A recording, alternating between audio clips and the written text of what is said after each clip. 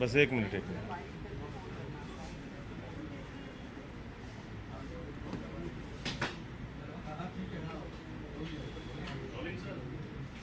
एक सेकंड बस।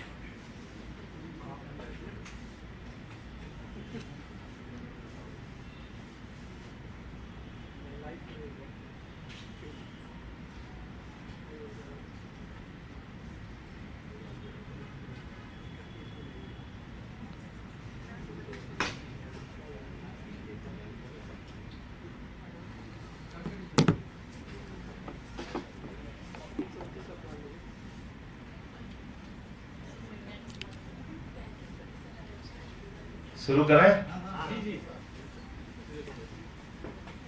सभी पत्रकार बंधुओं को नमस्कार। पिछले 9 वर्षों में भारत के प्रधानमंत्री जी ने देश की जनता से जितने भी वादे किए, सारे के सारे वादे जुमला और झूठ साबित हुए। वो चाहे 2 करोड़ नौकरियों का हो, काला धन लाने का हो, 15 लाख देने का हो, फसल का दाम दोगुना करने का हो, पक्का मकान देने का हो, महंगाई कम करने का हो, सारा वादा जुमला साबित हुआ। अब चुनाव के ठीक पहले इस देश की करोड़ों महिलाओं को जिस बिल का इंतजार था, महिला आरक्षण बिल, वो बिल जुमले के रूप में, झूठ के रूप में न लागू करने की नीयत से प्रधानमंत्री जी नरेंद्र मोदी जी लेके आए हैं। और ये महिला आरक्षण बिल नहीं है। हम लोग बार बार कह रहे हैं कि ये महिला बेवकूफ बनाओ बिल है, महिलाओं को मूर्ख बनाने का बिल है ये। और ये बात हम किस लिए कह रहे हैं? क्योंकि ये जो बिल आ रहा है, ये बिल लागू होगा या नहीं होगा, इस पर ही अपने आप पे बड़ा सवाल है। 20 साल में लागू होगा, 25 साल में लागू होगा या लागू नहीं होगा, इसी को लेकर सवाल खड़ा हो गया। इस महिला आरक्षण बिल में जो 2010 में राज्यसभा के अंदर पास हुआ था, उसमें कहीं ऐसा कोई प्रावधान नहीं था कि सेंसस होगा, डिलिमिटेशन होगा, ऐसा होगा, वैसा होगा। यह था कि भाई 33% आरक्षण मिलेगा। अगर इनकी नीयत साफ होती तो राज्यसभा में पारित बिल लैप्स नहीं होता और उसी बिल को ये लोकसभा में पास कर सकते थे पिछले 9 साल में। वही बिल जो राज्यसभा में पारित बिल है, जिसमें यह प्रावधान नहीं है कि सेंसस और डिलिमिटेशन के बाद बिल लागू होगा, वो बिल लैप्स नहीं हुआ, उसी बिल को लोकसभा में पास कर देते। लेकिन नहीं, इन्होंने क्या किया? एक नया बिल तैयार किया, जुमला। एक जुमला बिल, महिला आरक्षण को बेवकूफ बनाओ बिल एक तैयार किया, महिला बेवकूफ बनाओ बिल। और उस बिल में कहा सेंसस होगा, डिलिमिटेशन होगा, उसके बाद लागू किया जाएगा और कोई समय सीमा नहीं दी। अब एक अमेंडमेंट हुआ है आर्टिकल 82 का, जो ये कहता है कि सेंसस के बाद ही डिलिमिटेशन होगा। और सेंसस कब होगा? 2031 में होगा। और 2031 के बाद कम से कम 2 से 3 साल सेंसस में लगेगा, उसके बाद डिलिमिटेशन होगा। तो जो डिलिमिटेशन पिछला हुआ था उसमें 7 साल लगे थे। तो अगर मान लीजिए 2 से 3 साल सेंसस में लगा, तो हो गया 31 से लेकर 34, और उसमें 6-7 साल अगर इनके बीत गए डिलिमिटेशन कराने में,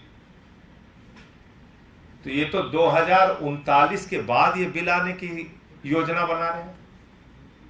इस धरती पे कौन जिंदा रहेगा, कौन जिंदा नहीं रहेगा, हम लोग तब तक कौन सा दिन देखेंगे नहीं देखेंगे, कौन सा हमारे देश की करोड़ों महिलाएं न्याय पाएंगी नहीं पाएंगी, बिल लागू होगा नहीं लागू होगा, कौन देखेगा फिर इस बात को? तो ये क्या है महिला आरक्षण बिल? आप देश की करोड़ों महिलाओं को धोखा दे रहे हैं, एक नया जुमला फेंक रहे हैं आप इतना बहुप्रतीक्षित बिल पहली बार 1996 में आया, दूसरी बार 1998 में आया, तीसरी बार 2002 में आया, चौथी बार 2008 में आया, फिर 8 में आया, फिर 2009 में आया, फिर 10 में आया। इतने लंबे 1996 से लेकर अब तक का सफर सोच लीजिए आप, करीब करीब 23 और 4 27 साल हो गया।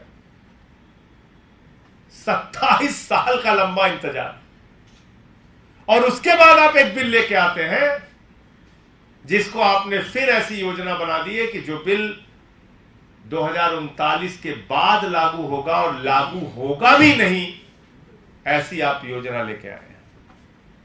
तो सिर्फ और सिर्फ एक चुनावी जुमला है, एक झूठ है, और मोदी जी की सरकार क्रेडिट चोर सरकार है।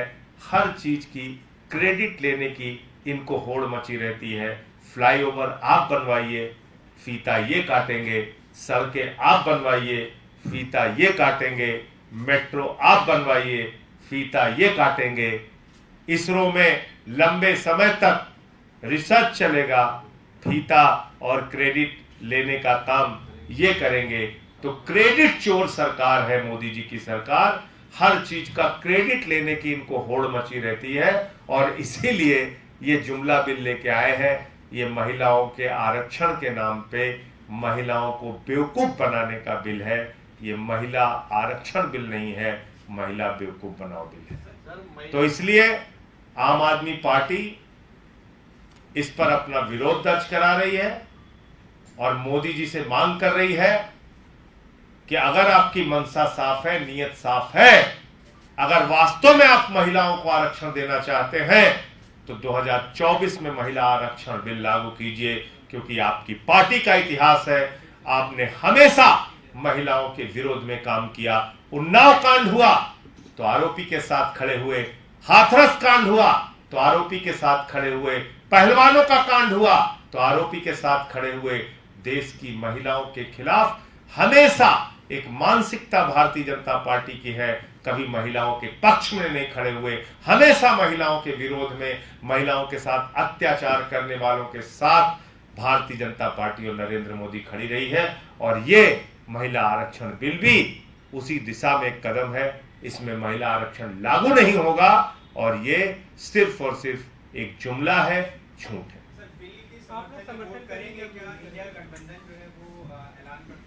देखिए, इंडिया गठबंधन की बैठक आज हुई थी सुबह, और उसके बाद बहुत सारे दलों ने इसके समर्थन में अपनी बात कही है।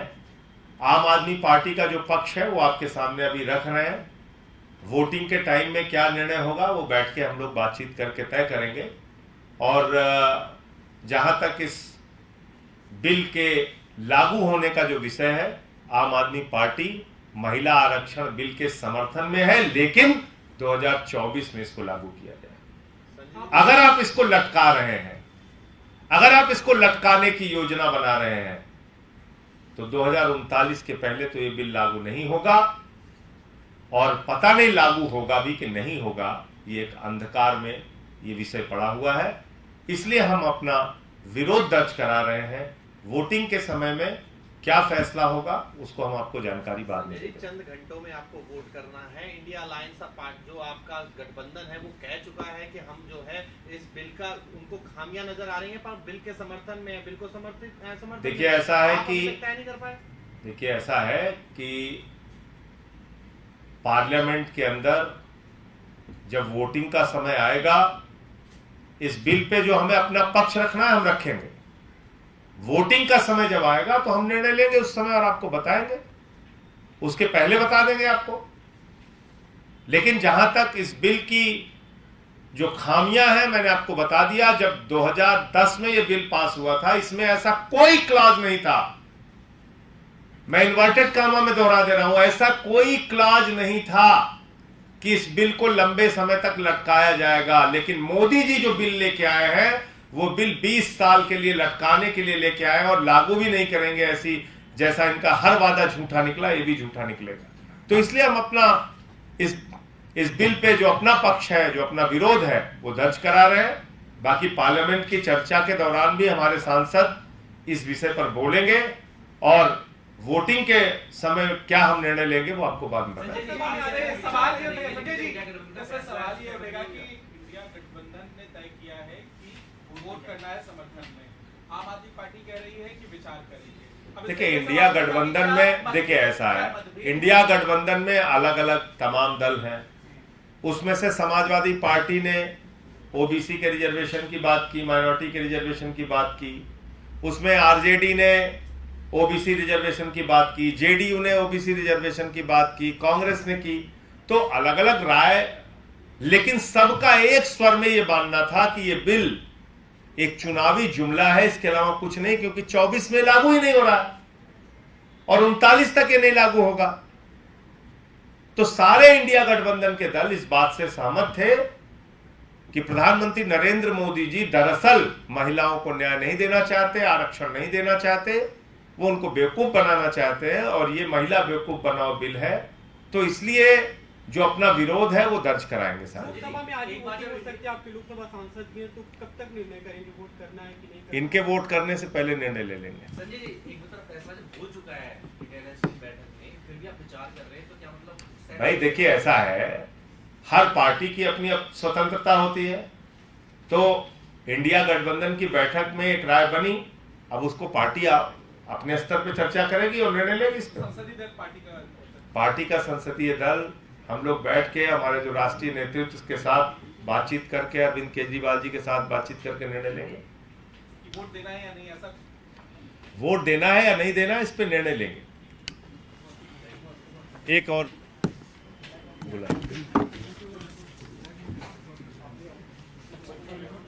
रिंकू जी, आप अभी 5 मिनट बैठ जाओ। एक बहुत ही संवेदनशील विषय है जिसके बारे में आप सबसे बात करना चाहता हूं, और हाथ जोड़कर जो लोग आज का ये वीडियो देख रहे हों या देखेंगे, उनसे भी अपील कर रहा हूं।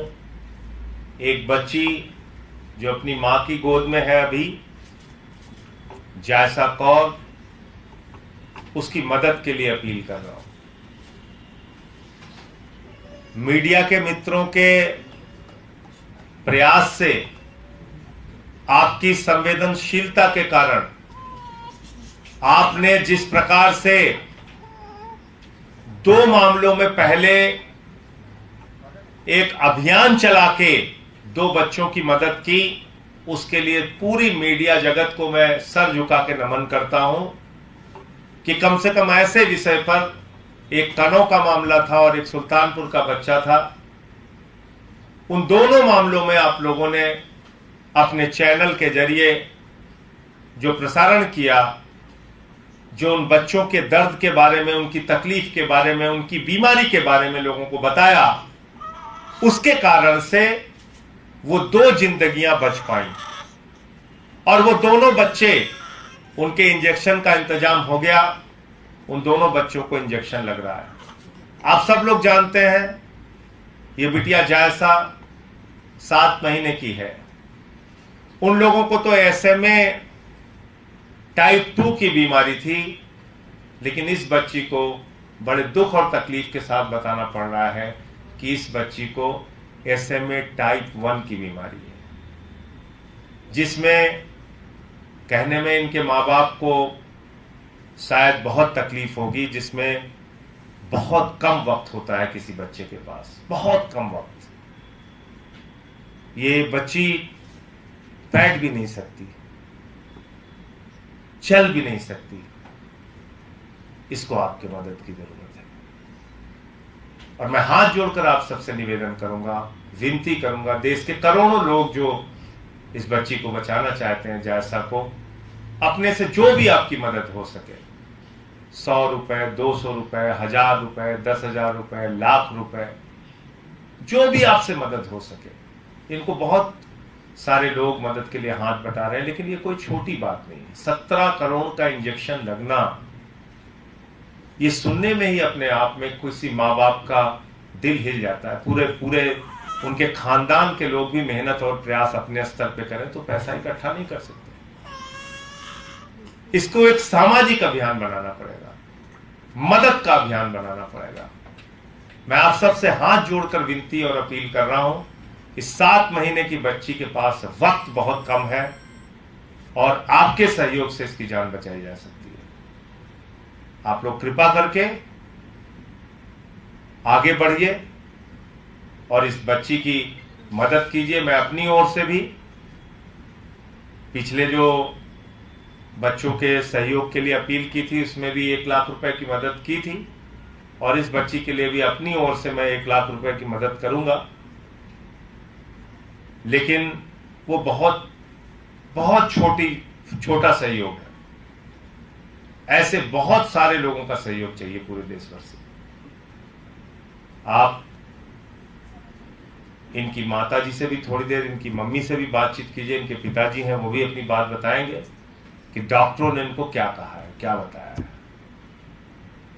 मैं मीडिया के मित्रों से भी हाथ जोड़ के निवेदन करूंगा, जैसे 2 बच्चों की जान आपके प्रयास से, सराहनीय प्रयास से बची, इस बच्ची के लिए, दिल्ली की बच्ची है, हमारे विधायक अखिलेशपति त्रिपाठी जी के क्षेत्र में ये बच्ची रहती है और इसकी मदद के लिए पूरे दिल्ली और देश के लोगों से हाथ जोड़कर विनती और अपील करता हूं।